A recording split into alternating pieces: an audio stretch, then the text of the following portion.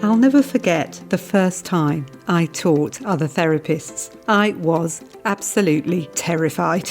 It was a real "who do you think you are" moment. But what I've found over time is that the more honest I am about myself and my self-doubts, the more that people actually connect with me. And one of the things that they tell me is that being real is something that helps them. That's the funny thing about self-disclosure. It can actually help people feel a lot less alone.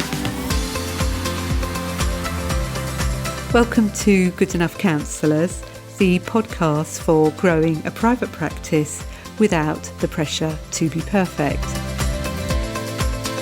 I'm Josephine Hughes, counsellor and creator of Therapy Growth Group, helping you get the clients you want and creating the practice of your dreams.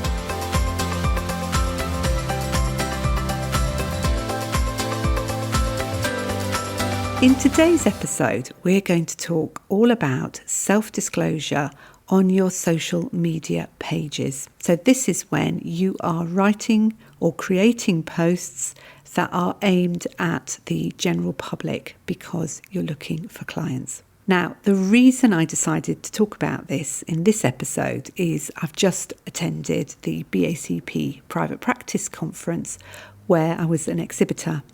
A young man approached me who said that he wanted to start a podcast with a fellow therapist. They're going to make it a conversational, very chatty type of podcast, and he would like to bring in stories from his life. That's often the way these podcasts work. They are quite casual, and it's a back and forth between two people. It can be difficult in those situations to actually think about what can I say and what I can't say. And he was concerned that if he did self-disclose, was it going to harm the client? So this podcast is in part to answer those particular fears, and hopefully it'll help you if you're creating posts for your social media pages as well. As it's the social media podcast for October, not only am I going to be talking about social media self-disclosure, but we're also going to look at some posts for the month of November, and we'll touch on ideas that you might feel safe in using a bit of self-disclosure. So let's start with the fear of self-disclosure on social media, and why is it a particular concern for those of us who are therapists? Well, I'm sure I don't need to tell you that our training actually involves quite a lot about the dangers of self-disclosure when you're in the therapy room. For example, one of the big problems of self-disclosure is the shifting of the focus away from our client and towards ourselves. We're actually aiming for our sessions to be all about the clients, and we don't want to shine a spotlight on ourselves. We always think of self-disclosure in the therapy room of only self-disclosing if it is going to serve the client. And we have to think quite carefully about that, because there's things that self-disclosure might do that we might not be realising that's happening. For example, it can begin to blur the boundaries between the therapist and the client, and it can begin to mean that it feels more like a friendly conversation, or a conversation between friends, I should say, rather than a conversation between therapist and client. So that's a real thing that we would like to avoid. Something else that might happen is if we tell a particular story, the client may feel burdened and they may feel that they've got to look after us. So we need to be really careful in thinking about what we actually want to tell them, because the session isn't about us, is it? It's definitely centred on the client. The other thing we want to avoid as well is giving any hint of our own opinions around how we think someone should be or the particular steps they should take next. And sometimes oversharing can lead to a client thinking that we know it all and that they should follow what we've done. And obviously that isn't going to be appropriate for them. So there's quite a few reasons why we need to be careful about self-disclosure. And this obviously tips over into our social media posting. It can feel like we're breaking quite an important rule for therapy, and we can worry that we're shifting attention away from our clients. Basically, it can feel like it's the wrong thing to do. And then something else that comes into play is our fears about judgment and what other therapists might think if they see what we're doing. We worry we're going to be criticised. And there's another layer around criticism as well, in that we may not even be thinking about what other therapists are going to say or think. We can be worrying about what anyone else is going to say or think.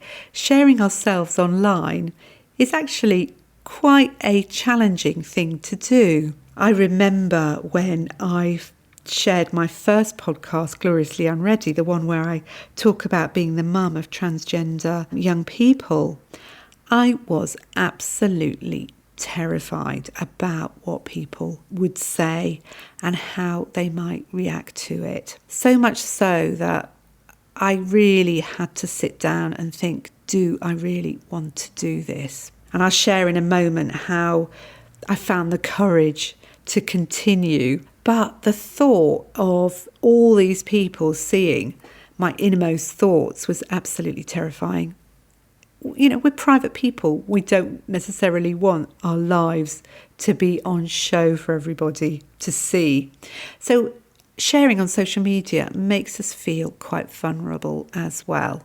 And I'm going to talk in a little bit about safe sharing. So don't worry, I'm not expecting you to share your innermost life. This isn't what this podcast is about. It's actually about helping you to feel safe with what you do share. So bear with me. Let's have a quick think about why self-disclosure on social media can actually be helpful.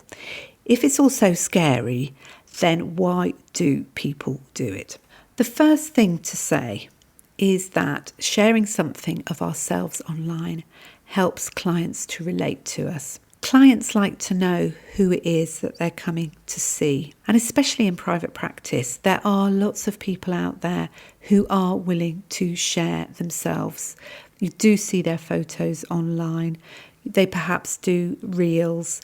There's something about them that people can actually relate to. One of the things that I do notice that I think perhaps it's worth thinking about and paying attention to is if you're someone where it's culturally appropriate for you to share a photograph of yourself. It isn't for everybody, and I recognise that. But for many of us, it is a culturally appropriate thing to share a photo of ourselves online. If you're just presenting a logo, in a sense, you're actually hiding behind that logo, and it acts as a bit of a barrier for people to be able to know you. People want to be able to relate to you. And transparency actually builds trust. A photo or a glimpse of your life or why you became a therapist helps people to feel safe enough to reach out. This is the real reason why we think about disclosing certain aspects of ourselves online. It's actually in service to our clients. It's to help them find us. It's to help them trust us in advance. I'd like to add a caveat to that though. And this is often what I say to people when they do ask me about self-disclosure. When we disclose in the therapy room, it's to help the client. We're very careful about what we choose to say and what we don't choose to say. And I think the same can apply when you're on social media, is thinking about your potential clients, what's going to be helpful for them to know and what isn't going to be helpful for them to know. And although there's no right or wrong, I think asking yourself that question can really help you to make a decision about whether or not you want to share something. There's some other factors as well, and we'll come back to those. Let's just have a quick think about the different kinds of disclosure that you could do. So there's professional disclosure. And you might well feel perfectly okay with doing this. And this may be something like the type of training you've had, or your approach, or possibly the reasons you became a therapist. That might help people to know you a little bit better and to warm to you, especially if you're trying to reach out to, say, a particular type of client group. And you might want to share that you had that experience, and so now you're trying to help other people who are having that experience too. I'm thinking, for example, of a lovely therapist that I've worked with, Camille Piper, who is a deaf therapist, and she wants to ensure that deaf clients get access to therapy that they can actually use. So that's a great thing that you might want to self-disclose. So that's the sort of professional things that you might like to disclose. And then there's also personal things that you might like to disclose. So this would be things like small snippets of your life, your hobbies, or something that you enjoy doing on a daily basis, like going for a walk, how you might use mindfulness in your life, that sort of thing. Or carefully chosen stories. If you follow me on social media, you'll see that I use stories all the time to illustrate particular points. And you can simply pick something that's happened to you that day. It isn't particularly personal, but it's just relatable. It's not very private. Have a look at my social media on Facebook if you want to get an idea of how I use stories about my life in order to illustrate what I'm trying to say. So that's the professional and the personal. Now there's a third P, and I think this is really important, and this is stuff you don't need to disclose. And this is your privacy. There's lots and lots of stuff that you don't necessarily want to share online, and that is absolutely fine. And I'm not expecting you to share your private life if it's not appropriate for you. And you can decide what you want to keep private. Nobody is telling you to share stuff that's private. You don't have to share your whole life. And now what I'd like to do is just have a little think about self-disclosure and how to make it safe for you. I mentioned a little while ago about my Gloriously Unready podcast and how terrified I was about sharing. And there were two things that helped me to get over that. Number one was thinking about, actually, I'm just talking from my own experience. This is what I've experienced, and no one can argue with the way that I experience this. This is simply who I am. So that helped me a lot. And the second thing that helped me was actually reminding myself that I cannot control what people hear. I can try and describe my experience as best as I can. I can try and explain why my experience was that particular way. But what I can't do is control how people receive it. And I think when you are creating something, whether it's a post or a podcast, it's really important to let go of it once it's been released. I don't know how you're going to receive this podcast. You may well hate it, and others of you may well love it. But either way, I can't control your reaction. I can only do the best that I can. And I do hold on to that. And when the podcast went out, I actually felt quite proud of it because I'd put my heart and soul into that podcast. I know I'd done it with the best of intentions. And however much anybody would like to shame me for it, it is what it is. And it was what I did at that particular point in my life that felt really real and authentic. So I'm proud of it. That really helped me to get through those two things, knowing that it was my own experience and knowing that I can't control other people's reactions to it. Now, the other thing that's really helpful, and again, I did actually use this when I was doing that podcast, is actually thinking about your boundaries. And I was really lucky to have a podcast producer who just kept asking me and checking this out with me. Do you have your family's permission to share this? And actually, I made sure that I spoke to each person where I was talking about them to double check that it was okay to tell this story. And I think it's really important when you are telling stories to ask yourself, is this my story to tell? Because sometimes it isn't. And if it isn't, it's really important to check yourself and either ask permission or not share it. And I usually choose not to share unless I have actually got specific permission from somebody. And part of the reason why this is so important is it's about boundaries.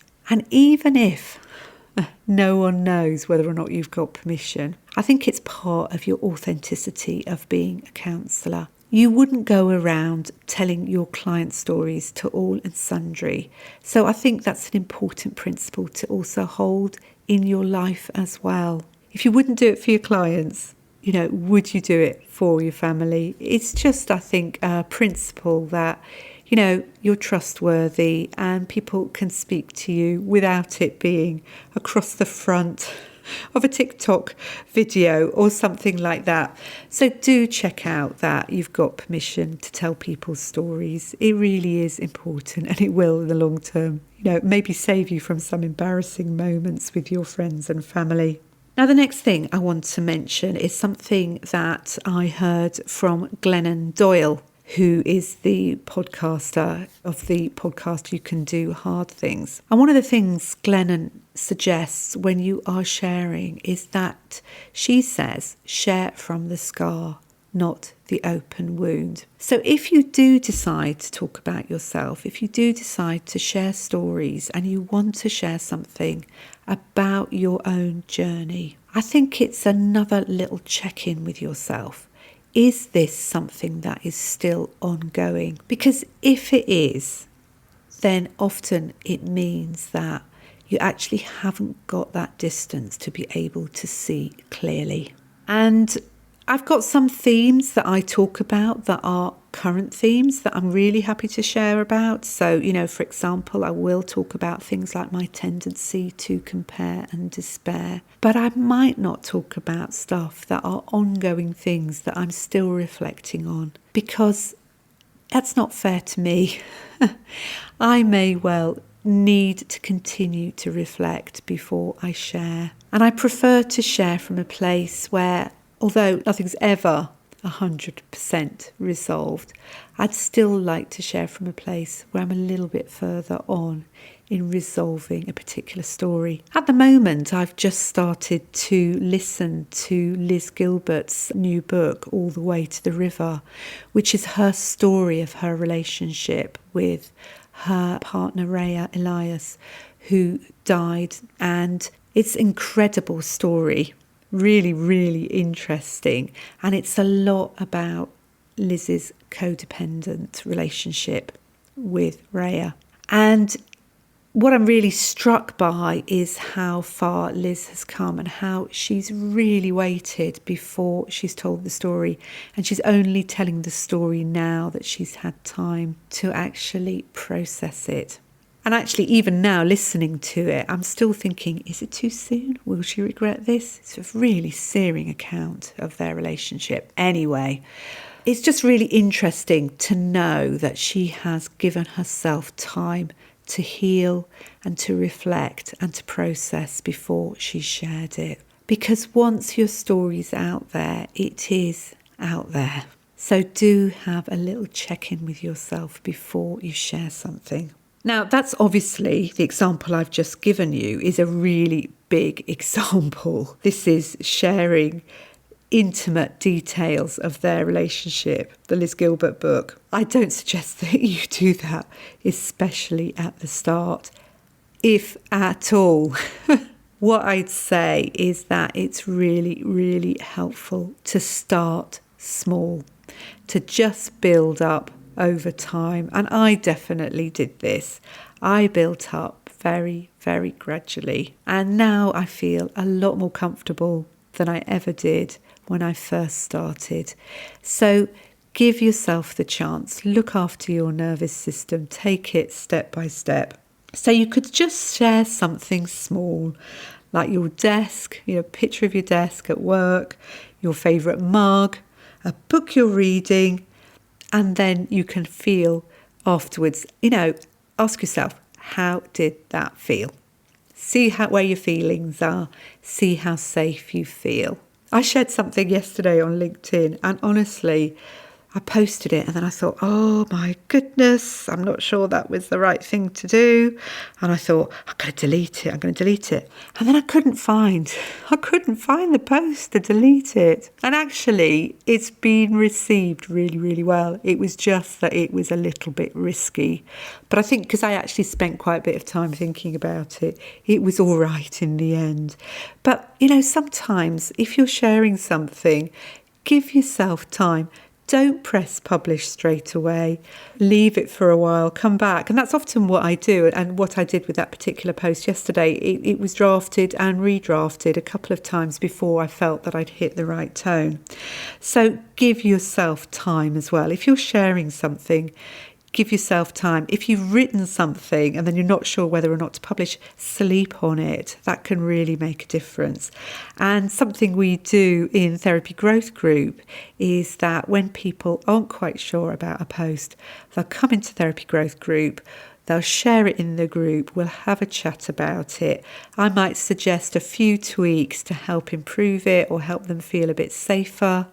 And then they feel happier to be able to go out and share it. There's a lot of support in Therapy Growth Group, especially around these tricky issues of what you want to say, what you're not sure about saying, and how to say it. And just to let you know that when this particular podcast comes out, we're going to be working on our profiles. So if you want to come on board, now is a really great time to be joining Therapy Growth Group, because we're working on our profiles all the way through the month of October. And at the beginning of November, we're going to do the intensive week, Make Your Profile Work, which is where you get feedback every day on your profile writing. If that's of interest, now is a brilliant time to join Therapy Growth Group.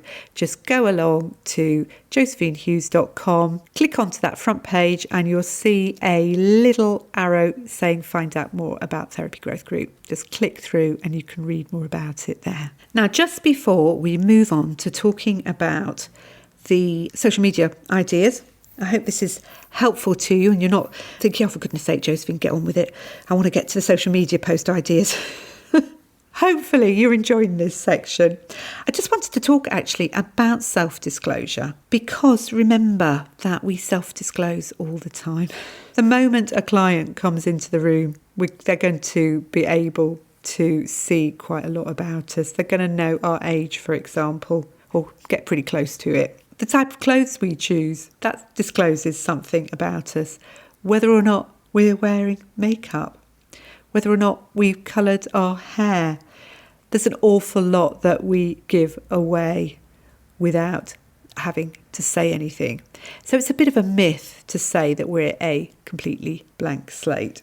But what we've got to really remember, and I'm just going to tie this little section about self-disclosure up now, is that we may feel safe hiding, but that might mean the client doesn't find us approachable. And remember that clients aren't actually critiquing you. They're really just wanting to know, is this somebody I can work with, and do they seem kind, reliable and trustworthy? So thinking of self-disclosure from the point of view of serving the client rather than thinking about the therapist can actually help you to feel less scared. So, in summary, disclosure doesn't have to mean oversharing yourself. It means showing enough of yourself to build trust, but you can take it really slowly and carefully and help yourself feel safe and just test the water very, very gradually. Just dip your toe in.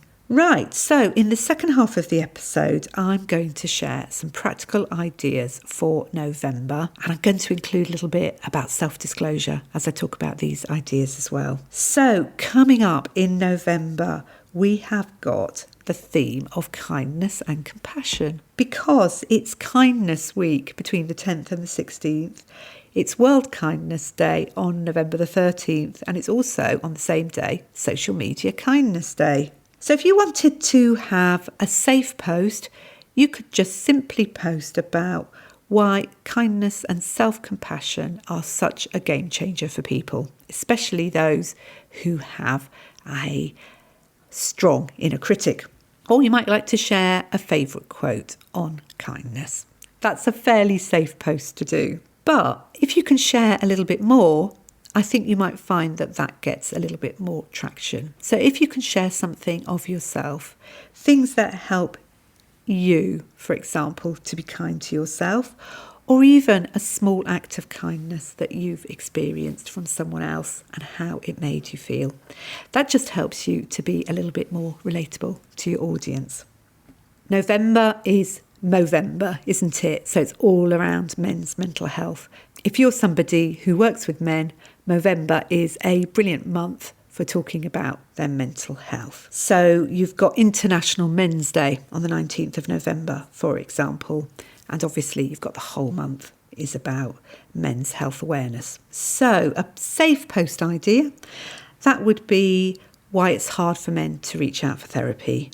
And you could talk about how therapy can actually help men. And if you want, you could do some self-disclosure. So you could, for example, reflect on a male role model, somebody who's helped you in the past, or you could pick out a particular character that's spoken to you from a film or TV show.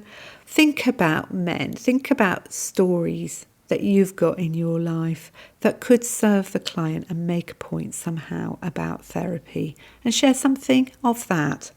Another theme for November is stress and self-care, because you've got Stress Awareness Day on the 5th. That's a really big one for those of us who are therapists, and also Self-Care Week between the 17th and the 23rd. You could have a safe post, which would be to share some grounding techniques, for example.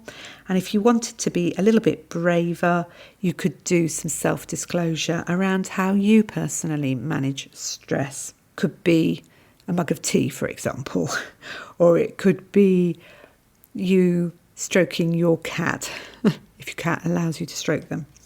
It could be something like a cosy corner at home full of things that you love to do. For example, if, say, you're a crochet person, you could share something about that. So a little bit of self-disclosure, but nothing that's too scary. And then also we've got gratitude and remembrance, because obviously with November we have Armistice Day, we have Remembrance Sunday. So remembrance and gratitude could be a theme that you bring in, and why gratitude's an important aspect of mental health. You could share, if you're willing to be a bit more open about yourself, something that you're thankful for. It's obviously Thanksgiving as well, although that's an American tradition. You could use that and talk about something like, if family is important to you, that could be something that you could share. And then finally, I always like to try and include something for our neurodivergent audience. We've got some great days. I'm going to tell you what they are. We've got Celebrate Your Unique Talent Day on the 24th. We've got Odd Socks Day. I love this one. And that's on the 17th. And we've also got, love this, Personal Space Day. So these could be really brilliant days for working with your neurodivergent clients. You could invite your followers to reflect on what makes them unique. You could share how they have something valuable to offer. But also, if you're prepared to do a bit of self-disclosure, you could share something that's a bit quirky about you. So if you're somebody who likes to wear odd socks, you could take a photo of your feet in different socks, and you could talk about why that's something you like doing. So it just helps to show your human side. And that's exactly what this episode has been about. It's about showing your human side so that you're more relatable to clients. You're not some therapist in an ivory tower looking down on these people who, just haven't got it together. You're just a normal human being just like them, and that if you can somehow communicate that to people, it really helps them to feel comfortable to approach you. And let's face it, that really is of service to the client, which is everything that we decide to self-disclose should be about. So I really hope that's helped you today to think more about self-disclosure. And next week, I'm going to be joined by Dr. Yvonne Guest. And Yvonne's going to be talking about how we can support mixed and multiracial clients in therapy. We're going to be exploring issues of identity, belonging, and what it really means to hold the space for the whole person. Really looking forward to sharing that with you next week. See you there.